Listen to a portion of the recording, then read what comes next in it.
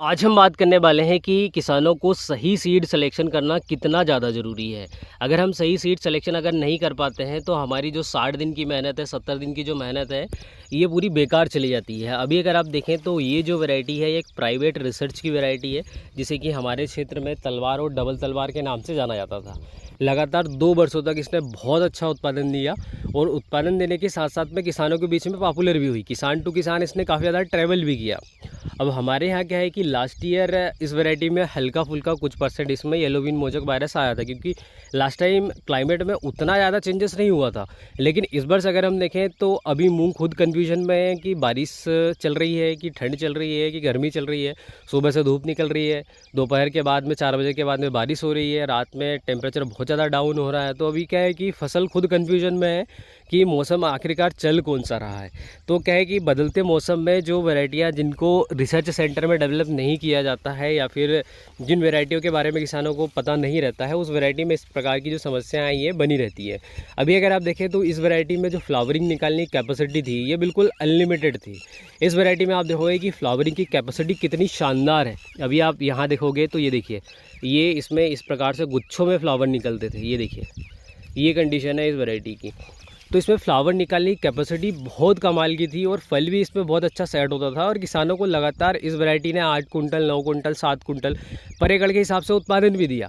लेकिन जब क्लाइमेट में चेंजेस हुए तो उसके बाद में ये जो वैरायटी है ये बिल्कुल उत्पादन देना क्या, अभी फ़िलहाल में आप देखोगे कि इसमें जो फलियाँ हैं ये सेट नहीं हो पा रही हैं। ये देखिए, कुछ परसेंट जो फलियाँ हैं सेट हो रही हैं, लेकिन अब ये कितने परसेंट फल में कन्वर्ट होती हैं ये तो खैर बाद में ही पता चलेगा जब ये कट के तैयार होगी। लेकिन उसके जस्ट साइड में अगर आप देखेंगे तो ये पता चलता है कि येलो विन मोजक वायरस जो है वो जिस वैरायटी में सहनशीलता थोड़ी सी कम रहती है या फिर अगर हम देखें तो रेजिस्टेंस उतना ज़्यादा नहीं रहता है येलो मोजक के प्रति, उस वैरायटी में आप देखोगे कि यहाँ से इस साइड ये प्राइवेट रिसर्च की वैरायटी है जिसे कि तलवार डबल तलवार के नाम से जाना जाता है। ये भी प्राइवेट रिसर्च की ही वैरायटी है, लेकिन इस वैरायटी में क्या है कि बहुत ज़्यादा रिसर्च की जाती है। और ये वैरायटी है निर्मल 516, सॉरी निर्मल की कुछ एक नई लेटेस्ट वैरायटी है। और जो आप देखते हैं कि निर्मल 516 है, निर्मल की जो वैरायटी है उनमें भी आप देखोगे कि येलो विन मोजक वायरस जो है वो थोड़ा सा कम मात्रा में आता है। तो ये वैसे तो क्या है कि प्राइवेट रिसर्च की वैरायटी है, लेकिन इसमें भी आप देखोगे कि येलो विन मोजक वायरस आया नहीं है। तो इसीलिए क्या है कि हमें जिस तरीके से क्लाइमेट में चेंजेस होते जा रहे हैं उसी तरीके से हमें अपना जो सीड है उससे भी थोड़ा सा अपडेट करते जाना है, ताकि जो क्लाइमेट में चेंजेस हो रहे हैं उसके चलते हमारी जो फसल है वो सही तरीके से पक सके और सही तरीके से उत्पादन आ सके। अभी अगर आप देखेंगे तो इस फील्ड में क्या है कि उतना बेहतर तरीके से खैर मैनेजमेंट तो नहीं है। और इसका कारण ये भी है कि जब आपकी इस तरीके से फसल अगर ख़राब होती है तो किसान का थोड़ा सा माइंड डिस्टर्ब होता है कि यार जब फसल ही इस तरीके से ख़राब हो रही है तो फिर उसमें हम किस तरीके से मैनेजमेंट करें। तो किसान क्या है कि थोड़ा सा मैनेजमेंट करने में आगे पीछे सोचता है कि यार मैनेजमेंट कैसे करें। और यहाँ अगर देखेंगे तो ये प्राइवेट रिसर्च की वैरायटी ज़रूर है, लेकिन इसमें भी आप देखोगे कि येलो विन मोजक वायरस है नहीं और फ्लावरिंग कैपेसिटी इसकी भी थोड़ी सी अच्छी है।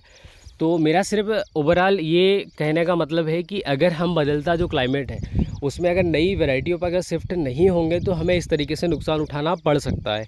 अभी अगर हम देखें तो देखिए कुछ वर्षों पहले सोयाबीन में ये समस्या आई थी, अभी हम देखें तो मूंग में ये प्रॉब्लम आई है। तो किसानों को थोड़ा सा वैरायटी पर शिफ्ट तो होना पड़ेगा, समय के साथ में जो नई वैरायटी हैं उनको अडाप्ट तो करना ही पड़ेगा। तो यहाँ से ये चीज़ें पता चलती हैं कि अगर आपका जो वैरायटी आपने अगर नई लगाई है और नई वैरायटी अपडेट जो वैरायटी है उन पर अगर आप जा रहे हैं तो आपका जो नुकसान है ये बिल्कुल कम से कम हो सकता है, मतलब ज़ीरो हो सकता है। यहाँ से अगर आप देखें तो 100% येलो विन मोजक वायरस से ये वैरायटी ग्रसित है। लेकिन यहाँ से इस साइड अगर आप देखें तो ये जो कुछ परसेंट आपको दिख रहे हैं पौधे, ये इसलिए दिख रहे हैं क्योंकि जब सिड्डिल से इस साइड से बुआई की गई है, बुआई करने के बाद कुछ परसेंट दाने इसमें रह जाते हैं और जो कुछ परसेंट दाने रह गई हैं उन्हीं का आप देखोगे तो इस तरीके से इसमें कुछ परसेंट येलो विन मोजक वायरस आपको दिख रहा है। तो ये कंडीशन है कि हमें जो नई वैरायटी है उनको अडाप्ट करना ही चाहिए। बाकी ठीक है।